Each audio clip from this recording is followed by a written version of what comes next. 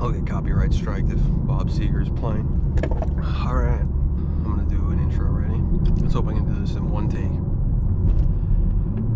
Hello today, and today you join us driving. I know it's been a while. I've filmed a lot of crap. I'm gonna start editing and uploading it. I just have had a lot of stuff going on, but I wanted to get a video out today because I wanted to talk about the new M2, the G87 CS. That was sketchy. These idiots on these bikes, man. So we're gonna talk about the CS today, and it just came out. You know, I saw Thick Whip did a video on it. I didn't watch his video because I didn't want it to taint my opinion. I just wanted to do a raw video, but I figured you guys would want to hear an opinion from somebody who's owned and modified, you know, two of these things at this point. I had a 23, now I have a 25. If you're just tuning in, you know, I had a 23 that I modified. We turned it up, I raced it, it got destroyed in a flood, and this is my, you know, 25. And this is a incredibly highly spec'd car that I went all out on. And a car like this really makes you question what the hell the CS is. So they released the CS the other day, and I'll kind of run through, you know, what disappointed me and what really the differences are and why I have absolutely no plans to ever get one. But anyway, we're on our way to Cars and Coffee at Rally Point East in either West Hampton or Hampton Bays. I don't remember which one, but we're going there anyway. We're going to check out some cool cars, and you know, we might do some pulls on the way out there.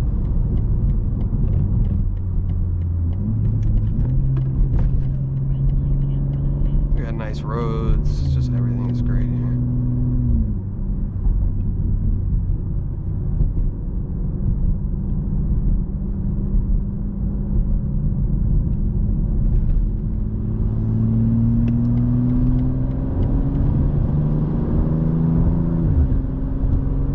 Using a little bit of port injection right now. 5% port PI injector duty cycle. That's funny. I start smelling chlorine again, I'm gonna have a heart attack. I had something I haven't even told the YouTube guys about yet. Yeah, there's been a lot that's happened to YouTube. Look at the fire, just burned everything. When was that fire? How the fuck did that house, did you see that? How did that thing not burn and all the trees burned?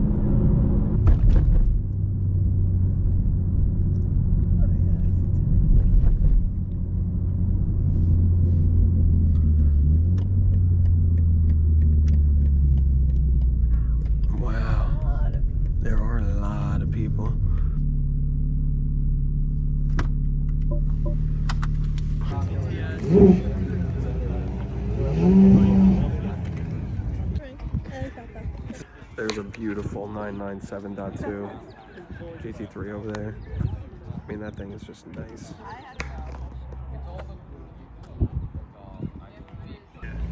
No, it's not in my back.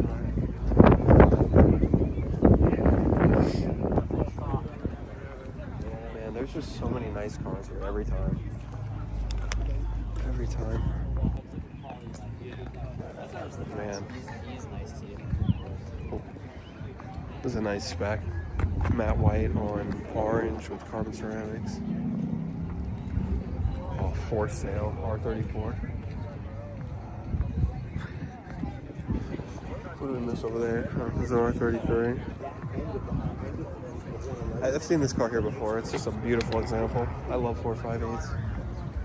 This is really... Alright, so we'll get these then. We'll just get a matching pair. We'll drop $3 million on. Look at this Supra. What? That's a GE. Not a turbo. It's good. That's too bad. I wish I could have got my M2 over here with these guys.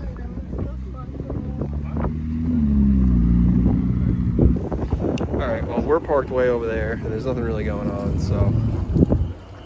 Actually, I see people behind my car. Let's go see what they're doing. All right, we're back in the car. We're headed home. We had a good time, a really good time at Rally Point.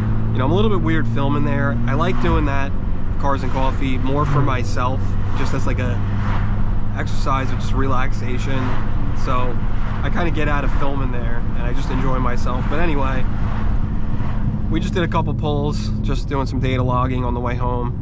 I don't know if you can see that, but we did a 606, so we're moving in the right direction. Slightly faster than our best previous 60 to 130. So we'll send those logs to Mikey, and hopefully Mikey can work some magic, and we can start, you know, going a little bit faster. Now let's talk about the CS, the new G87 CS. So, man, they really disappointed me. How do I talk about this? Like, how do I even get into this? It's such a travesty. Where do I start? Let's start with the weight. So it's a CS model, and it's 97 pounds lighter. It's not even 50 kilograms lighter than this car, right?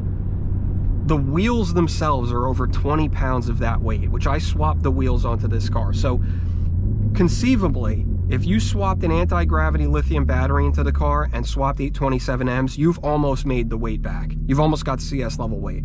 So I don't know what that was about, how they didn't remove more weight from the car or put a carbon hood on it, just do something. But, you know, the pricing starting at like $98K without delivery and no carbon ceramics, so basically a $100,000 car delivered, you know, to save 97 pounds for the CS models, really just terrible. But it doesn't end there. So I got very excited. I saw it had this, like, you know, plastic looking front lip, and I'm like, oh great, now I don't have to have carbon fiber and break it, and I can replace with OEM plastic one, which is great. You know, you see the release photos, and I'll try to put some photos in here, but the velvet blue car, it was like bacon, that thing. I would never put that on my car. At least the Porsche, like on the Turbo S, it's like an air bladder and it stands like rigid. They didn't do anything like that for this. It's just a rubber like air dam. Like, what the heck? So that's terrible. I hate the way the trunk looks. I mean, how do you screw that up so bad? Alpha N did it right, and like, you know, generally I'm kind of iffy on ducktails. Sometimes I like the CSL, sometimes I don't. For the most part, I do like it, the G82 CSL, but man, it looks like a turkey butt, like a turkey's ass. Like, it just goes straight up on the rear, and the rear of this car was already kind of funky. The way it is with the badge in the middle, the badge just looks lost in a sea of like avoided space. I don't know, I hate the way the car looks from the rear because of that trunk, and I was excited. I was ready to buy carbon trunk from BMW, and not that one. That thing's horrible. Where else did we go? CCBs, not standard, 8,500. So you want CCBs, you're buying $110,000 M2. Now, some stupid things I don't understand. You have the M Performance parts catalog. This car has $10,000 in options on it. Why didn't you put any of that stuff on this car? It doesn't have like little things like the carbon antenna cover, Amoride antenna cover. Why wouldn't you just stick that on here? On the front bumper, they converted the front bumper. So the regular G87 has horizontal bars in the like cooling guides on the left and right of the lower bumper trim.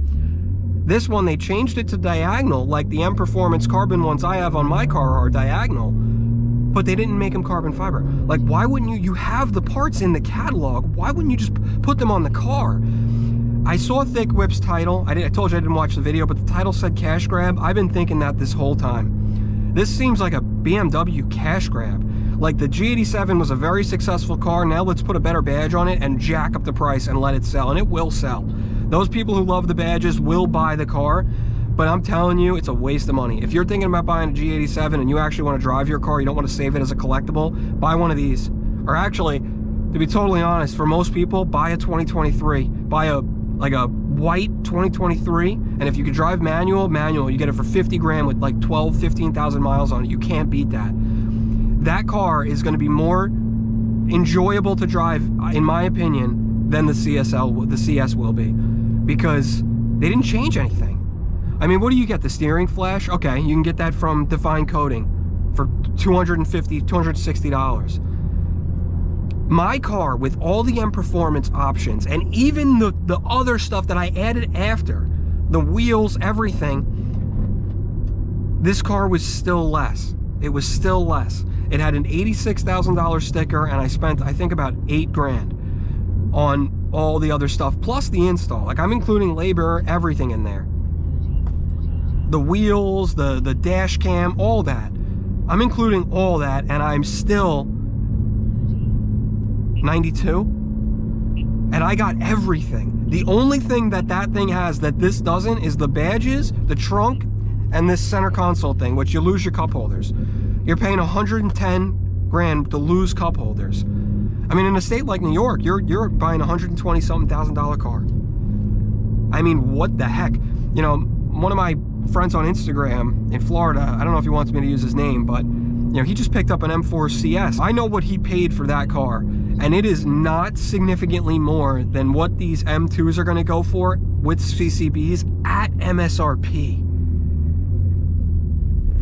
That's scary to me because that car has 360 cams, not an option.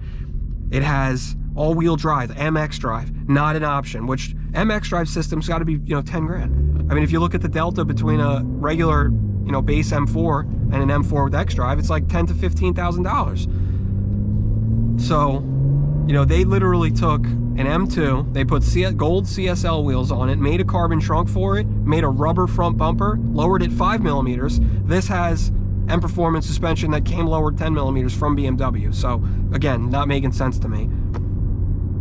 Yeah, huge miss in my opinion. 523 horsepower, it's great. Are you going to notice 20-something horsepower? I don't know, maybe. You might notice it in the lower end, but because the car's rear-wheel drive, and these cars were never really known for being super hooked up to begin with, even on the PS4S, which is the best tire that they can come with, they still don't really launch super great. I think it's a huge missed opportunity for BMW to make a good car to cater to their fan base, and loyal customers. If they really wanted to make a $120,000, G87, it's got to have X-Drive, regardless of what kind of badge is on it. You can't be charging people 98 grand for an M2 that does not have all-wheel drive. It doesn't have an X-Drive system and the MX drive in it. Because again, like, the car starts at 69 now, so you're starting at basically 70 grand delivered. You can really go crazy and go absolutely bananas like I did, and I got my car up to 86, and that's going bananas with options. You're starting at 12 grand more. I forgot to mention the diffuser. It comes with this weird diffuser that looks aftermarket. Like, again, you had a nice carbon diffuser in the M Performance parts catalog. Maybe there's some slight aero benefit, I don't know, but I'll tell you, I'm not buying it. And here's another thing. You can't get the CCBs with gold. What the hell is that? I don't get it. I don't get it. But that's my, my take on the CS. I mean, I think BMW seriously let down their fans with that thing. I mean, it has the same exact seats. That's another thing I forgot. It has the same exact seats as my car, except they just switched the badge to the CS. Like, at least with the M3 CS, you get a different interior colorway and everything. Same seats, same steering wheel. You don't even get the Alcantara knee pads, I don't think. You don't get the carbon fiber door sills. You just get stainless that say CS. You don't get the puddle light projectors, which I would assume, I would expect they would do puddle light projectors that said CS for a CS. Doesn't come. Which they don't come with this, but like, come on, dude. I mean, they retail $138 for that. Like, you can't, at cost, spend $10, $20 and stick that on the cars. Like, those little details matter. I hate to say it because, like, you think, oh, it's a race car, it doesn't matter. But those little things do matter. It matters to the people that buy these things because they want the car to feel special. And I can tell you, I mean, I can have many people that have seen my car testify to it. Even today, I filmed an M2 there, and that one was slightly modified. You park this car next to that car, and this car seems special because it has all the BMW catalog. It's like the race one. Like, oh man, this is the CS that they should have made. Like, it should have had Alpha N carbon front lip on it. It should have had a better diffuser. You should have been able to get the black wheels. Why the colors are so limited too? I keep forgetting things. Brooklyn Gray, hate it.